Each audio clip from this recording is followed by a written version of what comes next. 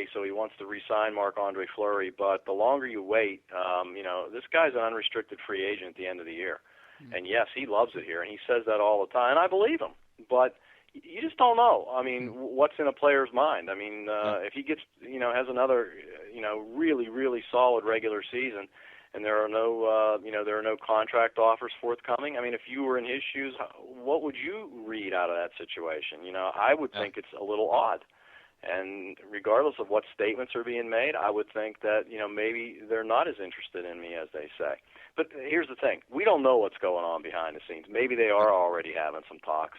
And, we got to throw that caveat in there. So we'll see if Jim Rutherford can get it done and sign him because, Jim Rutherford's plans to be here as GM go longer than a year. So he's going to have to sign Marc-Andre Fleury. But Marc-Andre Fleury's holding all the cards once you get to the summertime. So I'm surprised that he doesn't have a contract. I would have had him signed by now. I like him. I think he's one of the best goaltenders in the game. And, yes, he's had some postseason issues, but who on this Penguins team hasn't in the last few seasons? So, I'm hoping the Penguins can find a way to get him signed. Yeah, we're not used to seeing how this negotiation plays out the way Rutherford does it because we've been so tight-lipped with all these contract signings and all of these trades and all that from Shearer's side of things for years. And now we see, like Rutherford giving away all the leverage in a negotiation. Yeah, we're going to sign him. He's going to be a Penguin. It's like, like you said, Marc-Andre Fleury holds all the cards there if he wants to be here. And like you said, I think he does too. But now, it might cost you a little bit more than it would have if you would have done this prior to the season. Yeah, I mean, it's the way, in today's NHL, guys, and you know this, when you have an elite player, and Marc-Andre Fleury's an elite player, and he's coming into the final year of his contract, that's decision time. And you're either going to say, yeah, I'm going to invest in him, he's part of the future, and you sign him, before you even get near free agency.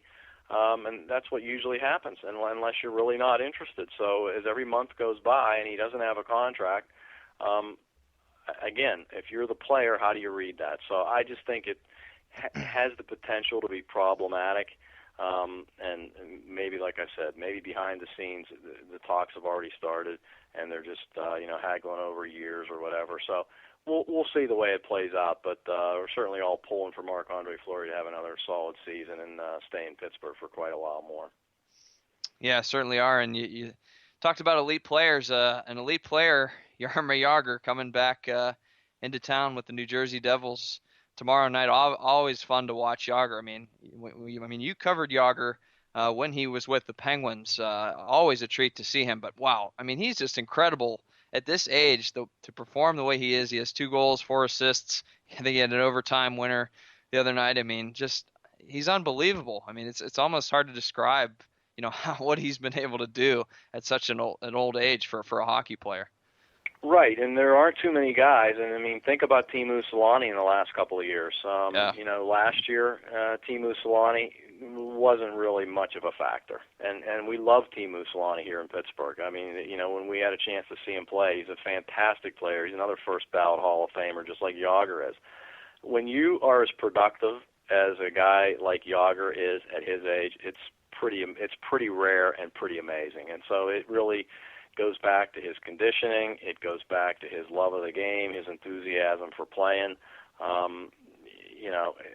know that, a lot of fans here are never going to forget that, the Penguins were pursuing him and he turned them down to go with the Flyers. That's a big no-no for any Penguin fan. And I understand that, but this guy, you're looking at one of the all-time legends of the game. Yep. And, you just have to, take every chance you get to see him play and appreciate it for what it is and appreciate him for the player that he was when he was here, because he was awesome when he was here with the Pens. Yeah, he certainly was, and should be, the Devils having a pretty good year, especially on the road so far. Should be an intriguing matchup, and then you got L.A. on Thursday, obviously. I mean, they won in the Stanley Cup last year, and they're right back at it again this year. They're doing great. So, I mean, some great teams in October. They come into Consol. I mean, we saw, the Ducks, the Stars, and, with Sagan and Jamie Benn, the Kings. I mean, there's been a ton of great teams, especially on the West, that have come to Consol. So it should be in these next two games should be a lot of fun to watch. Yep, the Devils are always an issue for the Penguins most of the time, and I know the Devils are trying to find ways to score some more goals this year, but they're off to a decent start. So I'm looking forward to that. And as you mentioned, the Kings.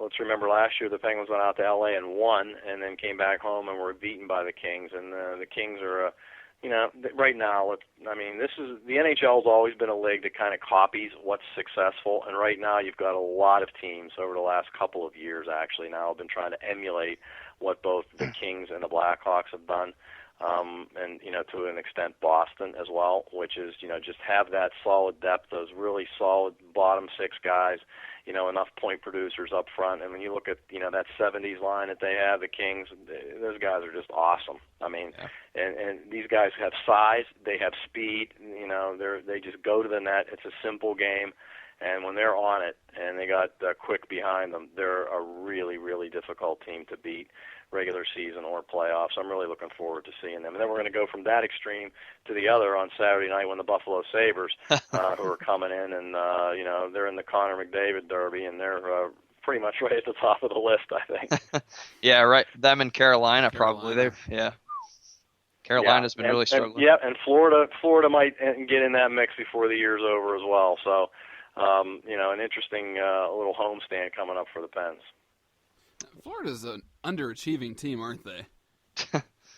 Well, this was right. I agree. I think this was a year when I think a lot of people said, well, they've gone out, they've spent some money again. And you see Olli Jokinen, skating around for them, and I keep looking at him and saying, God, it'd have been great to be able to keep Jussi Jokinen here in Pittsburgh, but it just wasn't possible with the money that Florida spent to get him, and they did go out and spend some money. And for Gerard Gallant, it's just he's not getting the results he should get. I mean, Luongo's going to help them. I think he's had a pretty strong start, but they just haven't. They're still really kind of struggling with consistency, especially offensively. They're just not scoring many goals. So. I think they're gonna right the ship. They're not gonna be the worst team in the league by any stretch, but they're not gonna make the playoffs the way they're going right now. I see no indication of that. Yeah, no, going. We kind of talked about this to end this here. We talked a little bit about this before we went on the air. We mentioned Jágr. I mean, depending on the perspective and when you were a huge fan of hockey and when you were born. I mean, how hard is it going to be to kind of list the top four Pens when Crosby's career is over, Malkin's career is over, and Jágr, obviously his Penguins career is probably over. Who knows? But I mean, when it's all said and done, I mean, Lemieux is going to be number one. I think we can all agree on that. But the next three, man, that's going to be tough. Well, if you were making an argument about who are the top four players all time in team history, it could be a pretty long argument. Yeah. There could be a lot of give and take if you have some people with a perspective over many years. And look, Mario went into the Hall of Fame immediately after retiring. He's the last player that's ever going to do that. And as I mentioned, Jágr's a first ballot Hall of Famer. Sid's a first ballot Hall of Famer. Probably Malkin as well. So those four guys are going to be the top 4 point producers. But when you're saying about best players, look, the Penguins have had some great defensemen as well.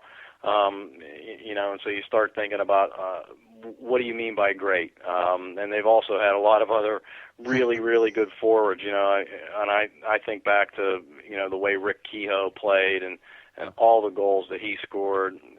Some of them for some Penguins teams that just weren't very good. Ronnie Francis, the years he gave the Penguins were unbelievable. Jean Pronovost was one of my all-time favorites and a guy who had it all. He had the hands. He could play defensively away from the puck. Great. He was a hard worker. He never stopped playing. And, Prony played, over 750 games for this team. And in many years, just, carried them from night to night. So, it would be a fun argument to have, but it's going to be kind of hard to pull your eyes away from the top four guys at the top of the scoring chart, no matter which way you cut it. Yeah, certainly will. And we've definitely been blessed to see a lot of talented players, that's for sure. Bob, once again, thanks for coming on tonight. We always appreciate you having on, and we will catch you on the Penguins Radio Network very soon. All right, guys. Thanks so much for having me. It's a lot of fun talking hockey with you. Thanks, Bob. That was Bob Grove from the Penguins Radio Network. As I said earlier, you can listen to him many different times on the Penguins Radio Network. Definitely does a lot for the Penguins Radio Network, and just a fantastic guest and knows a ton about hockey. You can tell he loves the game, and he has for a long time. Just a fantastic guest. Absolutely, and he's one of those guys that brings a great perspective to the game because he's so knowledgeable. And I say this a lot, but we've been blessed as a team, with the players that we've had here and the cups that we've had. And I mean, it could be so much worse. And we've had great announcers, and just throughout the entire organization, there's always been, a few key point players or people within the front office, or Mike Lang or Bob Grove, and it's just been, it's just a great guy. So it's good to have people like that in the organization. Yeah, it certainly is, and should be a lot of fun. We definitely have had some great broadcasters and everything like that. So listen to Bob Grove. Grover out for a beer. Yeah, definitely. I think he would be okay with that. I think he definitely would be as well. we have to make it happen. We should. One day. We will. Well, moving on, we are going to start a monthly power rankings thing here on the show. It's crazy that October's almost over. Like, it's almost November, and I don't know where September and October went, to be honest with you. It's crazy. The guy from Green Day does, but he slept wake me up when September ends. So, yeah. Yeah. So we're gonna start the power rankings. We'll probably do this, I think, at least every month, maybe twice a month. Depends on, I don't know. We'll see how it works out, but it's a lot of fun. We're gonna basically go top 10. We're not gonna go through all 30 teams. That would take a little while, and especially it's kind of hard even.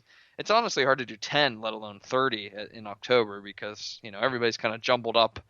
That's one of the things you and I were talking about before the show started was, there's a lot of 1-loss, 2-loss teams kind of vying for those top 10 positions. And then you have a bunch of teams, like the next 15 to 20 teams almost, all kind of jumbled up around 500. And then you have, the Carolina Hurricanes, who have yet to win a game in regulation. So, awful. Yeah, I mean, that is probably your clear-cut number 30.